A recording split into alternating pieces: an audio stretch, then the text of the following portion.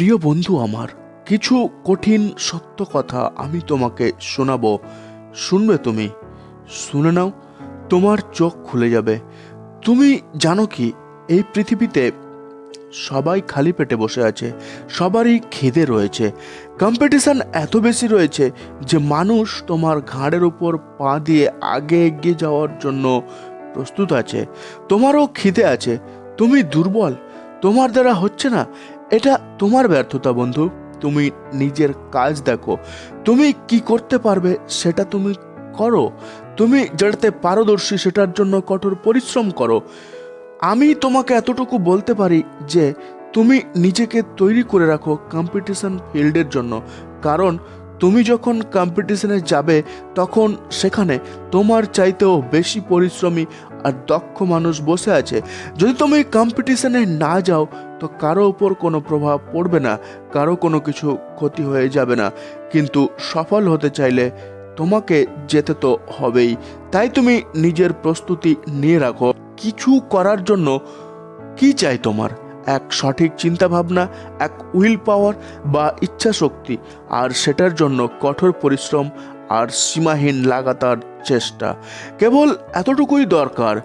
এতেও মানুষ ব্যর্থ হয়ে যায়, কিন্তু এরকম নয় যে সে কখনোই সফল হয় না। যে বারবার চেষ্টা করে সে একদিন সফল হয়েই যায়। তুমিও এই কথাটি ভালোভাবেই জানো। তুমি যে কাজকে ধৈর্যের সাথে করবে সেই কাজই তোমাকে সফল মানুষ তৈরি করবে।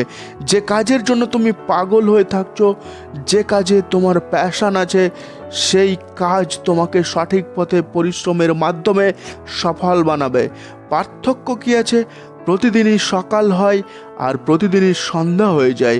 দিনের কি আছে? দিন তো পার হয়ে যাচ্ছে।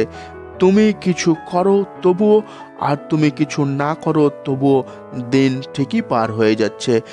যখন কোনো মানুষ হেরে যায় তখন সে নিজের শক্তি হারাতে থাকে এবং সে দুর্বল হয়ে যায় ধীরে ধীরে। সেই শক্তিকে দ্বিতীয়বার খুঁজে পাওয়া মুশকিল হয়ে যায়, কিন্তু সেই শক্তি অর্জন করা এতটাও কঠিন বিষয় নয়। হারার পরে সে যদি আর একবার সেই শক্তি নিজের মধ্যে তৈরি করতে পারে তবে দ্বিতীয়বার সে সহজেই জয়লাভ করতে পারবে। কোনো মানুষ বারবার পড়ে যায়, বারবার উঠে এবং বারবার চেষ্টা করার ফলে সে নিজের লক্ষ্যকে জয়লাভ করেই ছাড়ে। আর আনন্দ তো সেখানেই রয়েছে, বারবার চেষ্টা করার পরে জয়লাভ করাতে। এই যে যাত্রাপথ, এটা তোমাকে দুর্বল নয়, তোমাকে শক্তিশালী তৈরি করে। প্রিয় বন্ধু আমার, আজই তুমি তোমার লক্ষ্য স্থির করো এবং সেই লক্ষ্যর জন্য প্রস্তুতি শুরু করে দাও। তুমি সফল হবেই। এরকমভাবে তুমি নিজের প্রস্তুতি শুরু করো যার ফলে তুমি নিজের নামকে পৃথিবীতে উজ্জ্বল করতে পারো, তোমার মা বাবার নামকে উজ্জ্বল করতে পারো। তুমি তোমার ভবিষ্যতের কথা ভেবে আজ থেকেই কাজ শুরু করে দাও। Thanks for watching.